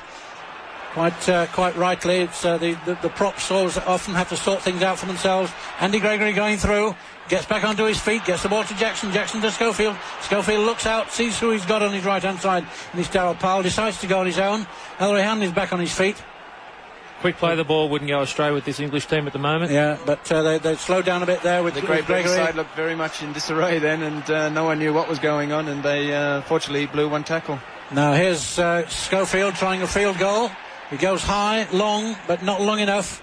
That'll stay in play too. Belcher, yes, it kicks back as it hits, and Belcher has to pick it up behind his own back line. He'd far rather have seen it, I think, go out. Betts having a little bit of a chase, but Australia now coming on the move well, and it's Lindner going down the field, and then he gets it back inside to Belcher. Belcher's got a long way to go, but he's still moving. Puts it back once again out to it to Hancock. The English side in disarray out here. If they spin the ball out of Australia, I think they're going to go in for a try. Yeah, they're really feeling the pinch here at the moment, and if Australia can capitalise, they should get a try here very soon. Langer to Cartwright. McGaw with the ball now. McGaw to Meninga. Meninga's got a man on his outside. Goes on his own for the corner flag, and he does it. Meninga's over. There was no stopping Mal Meninga then. He saw the line and there was no one going to stop him. A great captain's try. That Mal knew that they needed to try to get back into the game, and really, Mal Meninga, you've got to take your hat off to him. He's the captain of the Australian Kangaroos, and he just said, he put his head down. There was no way anyone was going to put him over. No, he's I can see him down there on the field now saying, look, we can do it. I've done it. You can do it as well. He's got a long and difficult kick to take Australia back into the lead. Australia have never held the lead in this match, but that sort of gesture from Meninga is the sort of one that's going to give him the confidence to take this kick from the touchline and put it through the post. This second half has opened up at 100 miles an hour, and we've seen a number of breaks from both sides, and in direct contrast to the way the first half was played, maybe the players have really used up a lot of energy, because there seems to be a lot of holes out here now, a lot of gaps, and a lot of players are obviously very tired. So I think that we might see a couple of replacements coming on for both sides very shortly. Kevin Ward, of course, is on for Great Britain already. He came on just after that try had been scored by Eastwood. Eastwood, therefore, scoring all the points for Great Britain so far, with a penalty on 21 minutes in the first half, and then 4 minutes into the second, scoring the try that was, as Peter Tunk said, really created by Ellery Hanley, set up by Ellery Hanley. But quick thinking on the backing up led Eastwood into a position to be able to go over. Wasn't able to kick the goal, but in fact, this is a more difficult kick for Mal Meninga. And in actual fact, although you can't see it because of the advertising boards, there's very little room for manoeuvre down there. Here's Meninga, he kicks. It looks good.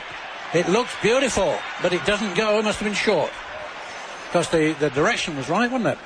Yeah, the direction was there, and it just looked like it dropped underneath the crossbar. And very hard to tell from this angle, but the linesmen are in the right position, and they disallowed it.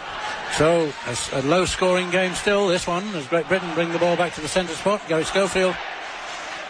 Phil, would you be tempted to bring on Sean Edwards at this point in time with like a lot of holes starting to open up in the defence of the Australians? Yeah, I think it could be a good opportunity to bring on Sean. He's a very creative player, very nippy around the rucks, and both sets of forwards are looking tired at the moment, and a fresh pair of legs is like Sean's would be very useful at this point in time. 6-6 the score. The ball kicked off, taken by Gary Belcher, handed to Sirenen, and Sirenen brings it up to the 22. Now it's to Walters. Walters out to Martin Bella. Martin Bella can only take 2 paces before he gets dropped to the ground by Carl Harrison, the British prop. Carl Harrison involved in yet another tackle there as he comes in, this time with Lee Jackson in support. Now the ball's gone back, and it's taken by Ricky Stewart. He puts it high into the air. It's coming down in a reasonable position as far as Steve Hampson is concerned, but instead he leaves it to Paul Eastwood, who was on the outside of the ball as it started to trickle towards the touchline, so a better position to keep it in play. Now the ball's back to Hampson after Eastwood is tackled. Another penalty. I thought I heard a whistle go. Yeah. And yet again, but this time a penalty to Great Britain. And up comes Ellery Hanley to retrieve the ball from Alan Seblerol's feet and give it to Steve Hampson this time.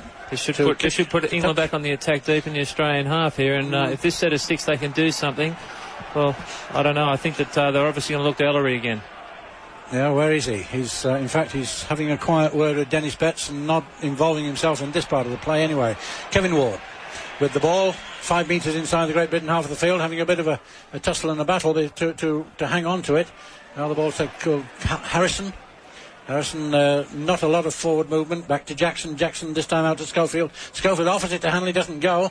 Gives it instead to Betts. They're bunching up the Great Britain side. They're not really getting organised for anything. The next set of couple of tackles, they're just all standing around in a bunch. Yeah, that's a symptom of being tired, isn't it? As the ball's lofted out there by touched Gregory. by Australia. Could be 6 more there. If the referee saw it, picked it up. Yes, he's given it. A little flick hand by an Australian hand there. Here's Gary Schofield trying to go through. He got away too from Paul Sirenen, and they had to be stopped by Rocco Roach. Now still Andy Gregory now with the ball running through. It was very dangerous here at the moment. They're going forward and get the momentum Dennis going. Betts once again. The tackle, 2 yards the tackle out. was Great badly tackle. missed. The tackle was badly missed, and that was Kerrod Walters. Now it comes out to Gregory. Gregory throws long. Great Britain really have to go for this one because that was very lucky there. Onto that one. Gone into it just in the nick of time. Yes, indeed. But Great Britain retained possession. What's going to happen now to Hanley? Puts a kick up in the air. It's high. Everybody's chasing onto it. The man nearest to the ball is loose. And it's Martin Fire got the ball. He's gone out for a try. And it's a fire. Martin Fire picked out the loose ball and just dove over the line for a simplest of tries. Yeah, that was Gary Belcher who went up for that ball. Then it bounced out of his arms, wasn't it? Yeah, it was tremendous pressure put on by that man again, Ellery Hanley. Put the pressure on him, and Martin Fire come up with the loose ball, and he just what to do was dive over the line about 5 yards to the left-hand side of the sticks. So it should be 6 points. Yeah, it should be to make that 10-6, which the score is now, into 12-6 with Australia really not having a lot to offer at this stage. 16 minutes gone in the second half. And a fire was there. Man on the spot, man on the right time. It's great to see that Great Britain, they had the heart to hit straight back after Mal Meninga's try. Obviously, that probably would have been a big setback for them, and if they had to drop their head, well, the Australian team would have gone straight away with this game. But I think that the way they've hit back in that fashion, it's an easy kick for Eastwood. He should put this one over. It's going to give them a 6-point break. If they can work their way back up here in the next 5 or 10 minutes and put a field goal over from either Gregory or one of the other backs, I think that this game could probably start to get away from the Australian side. Yes, they looked very flat after the Australian Mal Meninga try, and it's been a great test of courage and character to come back and come away with a try so shortly after that one. And it sprang, as Phil McKenzie said, from that penalty awarded to Great Britain with Australia offside just inside the Great Britain half of the field. Took the play down, and it was, I think, on the 5th tackle on my count that Hanley put up that bomb. And Great Britain really went in mob-handed. There was Darryl Powell that was there waiting for the ball to go one way, but it went down into. There's the kick, and over it goes. Great Britain lead by 6 points at 12-6.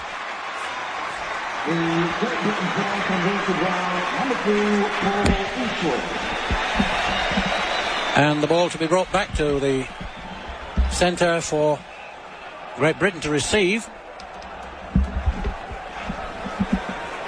after Mel Meninga's kick to restart this game. Over he goes, down into that left-hand quadrant as far as Australia look at it, which is where the sun is. That's the only part of the field now really that's got the sun in They're starting to miss tackles now, and could be a good chance for the Great Britain side to really consolidate now. Here's Jackson. Jackson gets it out to Dixon. Dixon nearly has his head taken off with a casually swinging arm from Mark McGaw there, but didn't get away with it. Kevin Ward now using his weight to come through, not making a lot of forward ground. Here's Lee Jackson pointing out to his left-hand side. Means he's going to pass right. He usually does. Gary Schofield thinks about a kick, then starts to go through. And once again, the tackle coming in from Mark McGaw. With the ball on the play, coming out to Andy Gregory. Gregory struggling towards that halfway line, but running out of tackles. Eastwood puts a long kick over everybody's head.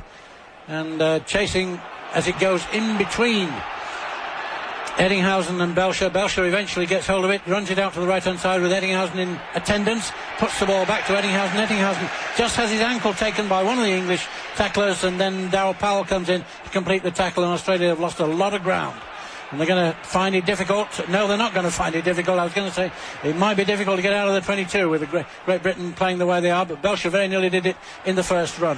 Now here's Martin Bella in a stand-up tackle before he gets his right leg taken away from him. Here's a chance for Darryl Powell. The referee's watching it all play on. Is he going to give another 6? The Australian forward pack are really doing it tough at this stage. It's the first time Bella's touched it in the second half, and Roach has been very quiet. Yes, indeed. I'm very surprised that Lazarus hasn't been warmed up at this stage. Can't see him down there on the touchline at all. We can't see much movement down there. It does look like there's going to be too many replacements. Here's a run. In the future. Here's a beautiful run from McGaw. He gets the ball out too onto the follow, and Australia suddenly back in the middle of the field and win possession of the ball with a couple of tackles still to run. The ball's out to Stewart. Stewart puts the ball down onto his boot, starts to go through. Oh, Gary Schofield very nearly makes a total mess of that, but he got it away at the last to Steve Hampson, when I think if he'd had the split-second chance to think about that all over again, he'd have stayed with that ball.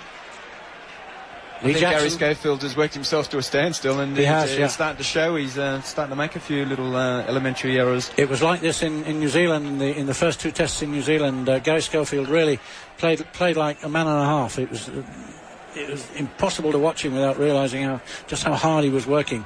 Paul Dixon, Schofield's Leeds teammate, just on the pass from Schofield that time. Referee. Elbow coming in from Roach there, the referee indicates, and it's a penalty that'll let off a lot of pressure for Great Britain. Indeed. It's going to alleviate a lot of pressure there, and it's a very silly penalty from Blocker Roach. Almost the same situation. I'm sure Fulton's not going to be very happy with that. Here's Kevin Ward just coming away out of a little, what seemed to be a little discussion group of British players. Now the ball's back to Walter and Australia. That could have been very dangerous then, because Powell picked the ball up, went from acting halfback. There was no one there. Nobody in sight. at all. He could have gone a long way. Now then, what's Harry Hanley going to tell Eastwood to do? This could be very important if he decides to have a shot at goal. It could be a long. Yes, he's done the right thing. I think he's going to put it into touch, and they're going to keep the pressure on. Yeah, that's right. Well, good captaincy by Ellery Hanley there. Yeah, he hasn't been kicking that well, and it was a long kick, so they are on top at the moment, and they're going to keep the pressure on. To the Australian 22, here we come, Gregory. Gregory gets his man away. It's Dixon. Dixon held in an upright tackle from Sirenen, who I suspect has been doing a fair amount of work this afternoon from watching him. Now the ball's with Harrison's having a very good game, Phil, isn't he? He's a tremendous player. He's a non-stop worker. He's one of those players that doesn't look like he's doing a lot, but he does get through a tremendous amount of work. Takes the ball up all day. Gregory to Hanley. Here again, it goes to Hanley again, making inroads. Hanley midfield with Lee Jackson behind him. Who's the man to kick this field goal? Here it is, Schofield. And it's over. Point from Schofield. That's the 7-point buffer that they need. The Australian team now, I think that Fulton knows as well that they're really up against it here, and unless something really turns around in the next 5-7 minutes that the Australian side, they're putting themselves under a lot of pressure and they're not looking very, very good. The GB squad ran back quickly to get back onto an organised situation for the quick kick-off, but the Australian side all walked back and they're looking under the cuff at the moment. We're into the final quarter of this game. 22 minutes of the second half gone as the ball's kicked off once again by Meninga, who must be getting at least used to kicking from the centre of the field, as he goes to Hampson to Betts. Betts dropped by Lindner inside his own 22. Coming out behind him is Carl Gibson, who's not had a lot of work to do during this afternoon. He gets his ankles taken away from him, but stumbles back to his feet, crosses the 22, and then gets dropped. But it has to be some hard work there by Paul Surnham to try and get away from the flailing feet of this Leeds centre. Now it's with Kevin Ward trying the more direct approach, trying to march his way through Kerrod Walters and Bob Lindner. Doesn't manage to do so. Here's Gary Schofield once again banging these kicks downfield. The Australian pack must be getting tighter and tighter. Look at them now. The Great Britain side are all up in front of them. Yep. A lot of the forwards are walking back. That was a great chase at this stage of the game, and like Pete just said, they're all the Australian forwards are still going back. Yeah, but the ball's being moved wide by Australia now. Comes out to Meninga off Belcher. It's still being slipped. It's gone to Ettinghausen. Ettinghausen gives it back to Belcher. Belcher's going to take a run downfield, but Gibson gets hold of him just by the cuff of his sleeve, pulls him down just inside the British half of the field. Now there's a run from McGaw. McGaw's going to trample out of one tackle. He's got no support with him really. This time he's away. He scrambles out of that tackle, and McGaw takes the ball over the line. Who's that? It's Gibson that was left behind by McGaw, wasn't it? Lazarus and Des Hasler looked like getting warmed up on the sideline. If you notice, then all the Australian forwards were left lagging behind. Mark McGaw took it upon himself to just hit the ball up in the role of a front or second rower, and he's done the damage. But I just think that's shown up the Australian pack for all their reputations and everything that was expected of them in this test. I think that they've played great tactics, Great Britain, and I think that the Australian forward pack have been proved to be too big, too slow and too bulky to handle their Great Britain counterparts. So we've got to wait and see how Meninga is going to handle this kick. He had his little toe stamped on during training, and there was a strong rumour went round the British camp, which was equally quickly denied by the Australian camp, that Meninga might not even turn out in this match. He missed just a bit of the training session at the end of the afternoon yesterday, and one or two people thought a lot more into that than in actual fact was the case. I think it'd take a lot more than a sore toe to stop someone captaining their country. I'm absolutely sure it was, and all my conversations with Bobby Fulton never mentioned the possibility of it. So time starting to tick by, and once again the watch, I think, is going to be a very important element in this. The referee just said to restart the clocks. Very interesting to see where Des Hasler goes into the Australian side, because I think that everyone here today and everyone watching at home and listening would know that the Australian backline has not been cohesive. I think a lot of that's because their forwards have not had the dominance in the centre of the field that everyone expected they would have had. Yep. And also I think that the combination of two halfbacks playing 7 and 6 is just not gelled for the Australians. Well, here's Meninga. He kicks it, almost side-footed. It's over, and the lead for Great Britain is whittled down to a single point. That field goal from Schofield, and with 14 minutes plus added time left on this clock, we are going to see one hell of a final 10 minutes. And those extra minutes as well, of course, because Gary Schofield, Great Britain, I think, using a bit of what you might call tactical slowness here. They're consuming as many seconds as they possibly can by doing nothing, which, if Australia were in the same position, or anybody, would be quite legitimate. Schofield kicks this one off the centre spot, awkwardly along the ground. Have we got these two reserves on yet? No, they're still limbering up down there. They're still down there, yes, I see. They're on the phone to Fulton. Yep. I think he'll be giving them some instructions of what he wants them to do as soon as they get out there. Yep. Anyway, Australia in possession as the ball comes left across the centre field, but this time the tackle from Ellery Hanley sticks on John Cartwright. Ball back to Walters. Walters out to Langer. Langer feeds it out to Roach, and Roach comes bulking his way through. The English defence is great. It hasn't given it an inch. Oh, the English defence will stiffen up. It'll get like glue as every minute ticks by in this now. Here's Hampson, who has hardly set a foot of hand wrong during this game, apart from one flash of bad temper when he gave away a penalty. But he took that ball up nearly to the halfway line. Here's O'Fire. Now then, O'Fire, can he run? But he can run sideways, but there's plenty of Australian defence there to prevent him starting to go downfield. Now, Betts with the ball off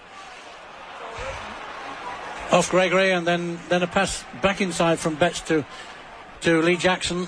Just crossed the halfway line. Here's Gary Schofield. Gary Schofield tucks the ball underneath his arm, starts to move, but he's going sideways rather than forwards as the tackle is made by Steve Roach again. Lee Jackson this time starts to go on his own. Ball back to Schofield, acting half-back. Schofield to Gregory. Gregory a long one. Who's waiting for it? It's Gibson. Gibson puts a little kick over there, and it's taken by Belcher. Belcher starts to run his way through. This time Gibson, who I'm afraid as far as Great Britain was concerned, let through Mark McGaw. Didn't let Belcher get any further than the first tackle. Meninga coming through now, just crossed the 22. Tackle made by Paul Dixon. And now the two Australian reserves have come out, and one of the ones is going to be taken off. Don't know whether that's a 6 or a 9 that the man with the card has got in his hand. But so it could be either be Ricky Stewart or Kerrod Walters. Unlikely for Kerrod Walters, I would have thought, who's got the ball with the moment, and a touch there by Dennis Betts. I suspect is the referee going to give another 6, but the ball's still in motion. Eddinghausen now ducks his way beautifully past, and here's a chance for Australia as Eddinghausen crosses the 22. No, the referee didn't give another 6, so there shouldn't have been a touch. Here's a long high kick from Ricky Stewart. Two people going back for it. Let's hope that they're not going to bump into each other. Great take by Hampson there. Taken cleanly by Hampson, so it's going to be they can get a quick roll on here because the Australian forwards are taking a lot of time to get back. Yep, but and it's the Hanley with the ball again. Side couldn't get themselves organised in quick enough time. I can't believe that Malcolm really hasn't started warming someone up, because a lot of his players are starting to really drag the chain here. They're very tired. They've put a great performance in. I think they really need some injection with some fresh blood at this time if they're going to go on with this. 10 minutes plus added time to go. Great Britain leading by a single point at 13-12. And it's the one man that Malcolm really has brought on, Kevin Ward, with the ball that time. Gregory now dodges off one foot and goes onto his right. Starts to come forward, taken down by Sirenen and by Alan Langer. Ball played back. Out this time to Darryl Powell. Darryl Powell to... Now then, there's a chance for Schofield. Schofield gets Powell away. There's a man here on his outside as Eastwood goes for the flag, and the Eastwood's over for a try for Great Britain. Schofield chipped through, took the ball up, passed it out to Darryl Powell. Darryl Powell waited until the very last split second as the defence came up, threw it out for Eastwood. Eastwood went over with a couple of Australians festooned round him, but nobody was going to stop him.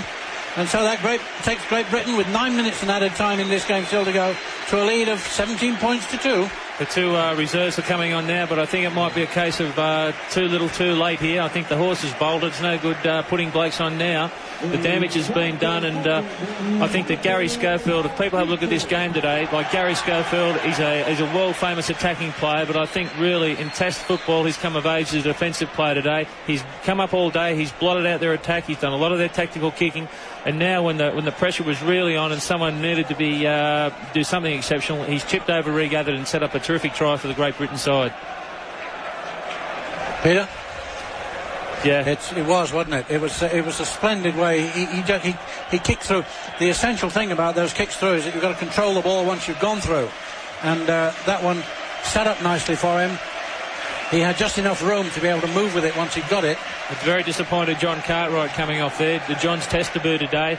He's a very, very good footballer, and I know that he'll be back on the international scene, but unfortunately, whether he's played enough with these fellas and they know his style of play, he's been replaced, and I know that he'll be a very disappointed man. Yeah, so the other one is either number 6 or number 9. It looks like Carl Fairbanks coming on for the Great Britain side. Yeah, well, that's logical as far as Malcolm Reilly's thinking on this is concerned.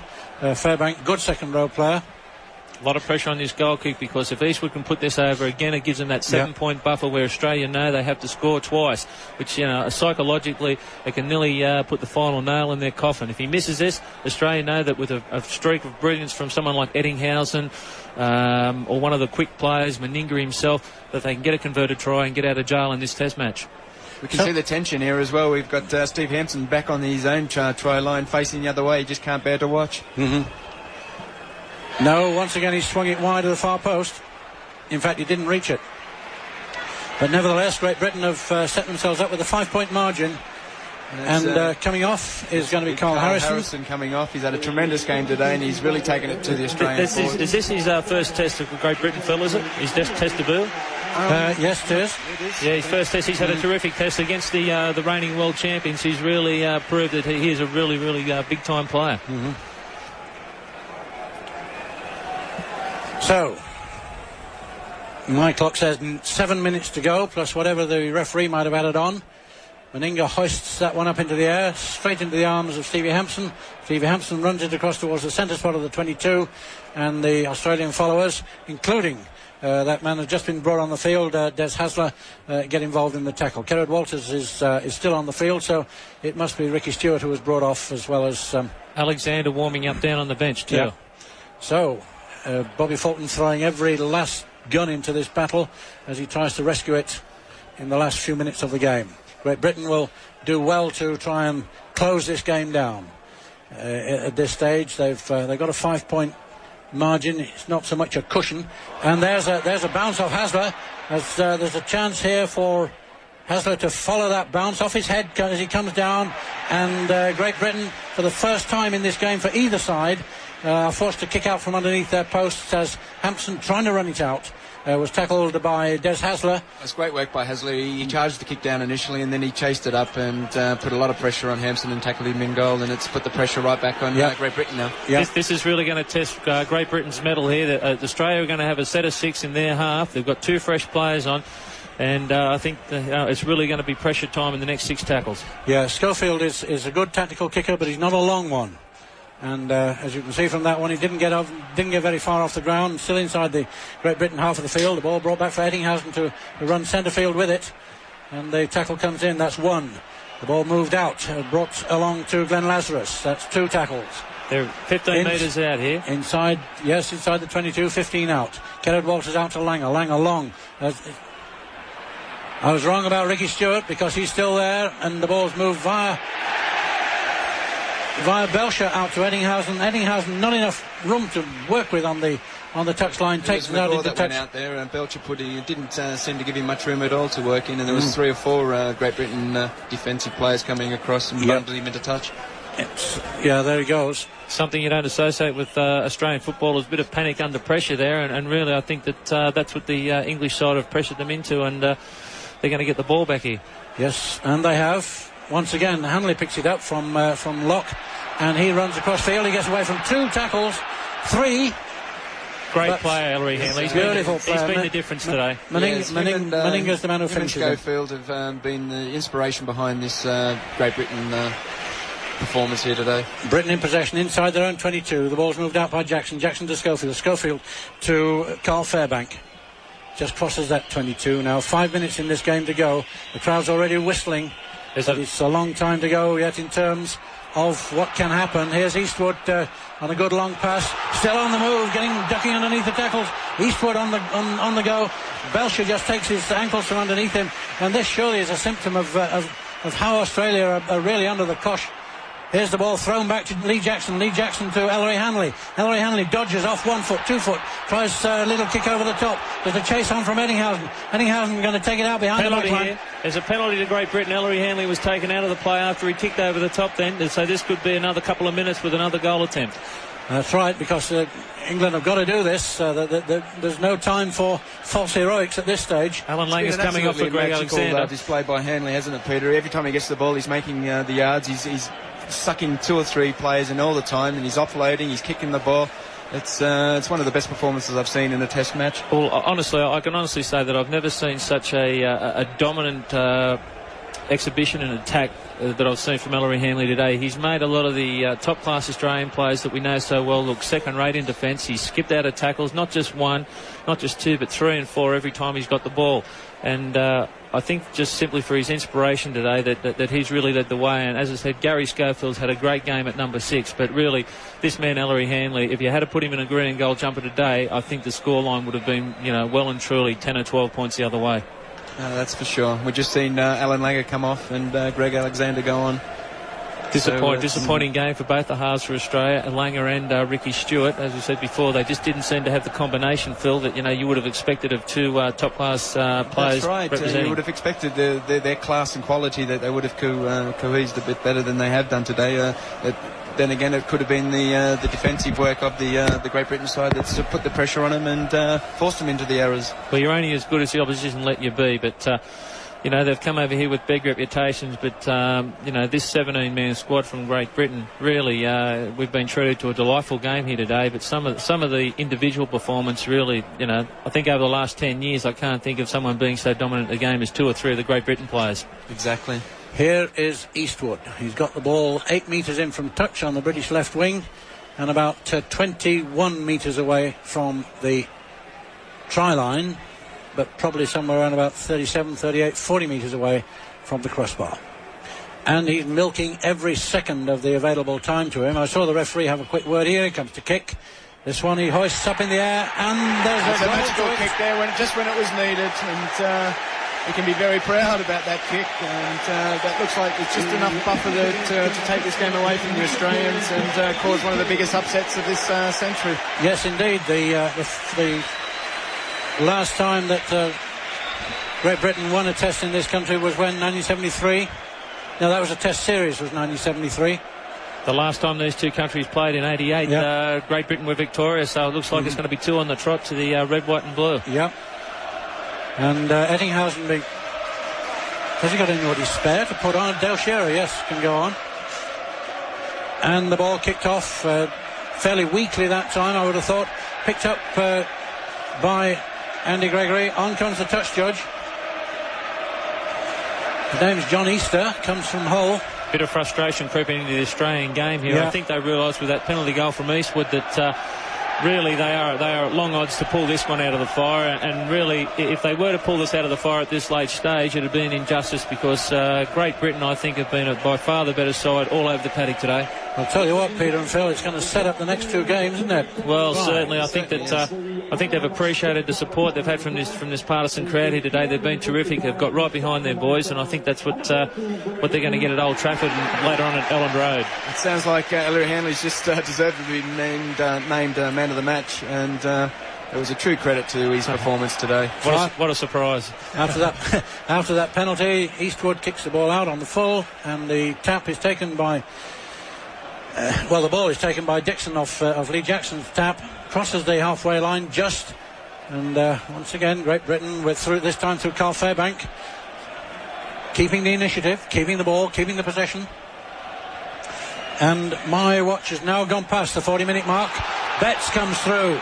He's had a very, very strong game, hasn't he? He has, yes. He was a bit slow to start, was Betts, but he's come on leaps and bounds in the second half. Here's Schofield. Schofield out to Hanley. Hanley wants to take a little tactical kick, doesn't do so. Powell this time. Powell throws it out to Gregory. Gregory, it was a terrible pass, and going all along the ground. Gregory, all he can do is fumble it, and with the crowd starting to whistle for the final whistle, it's going to be an Australian ball into the pack. Ricky Stewart puts it in, and there's a bit of a spoil goes on as the ball shoots out the back, taken up by Greg Alexander. Greg Alexander starts to come through, swings it out to Mark McGaw.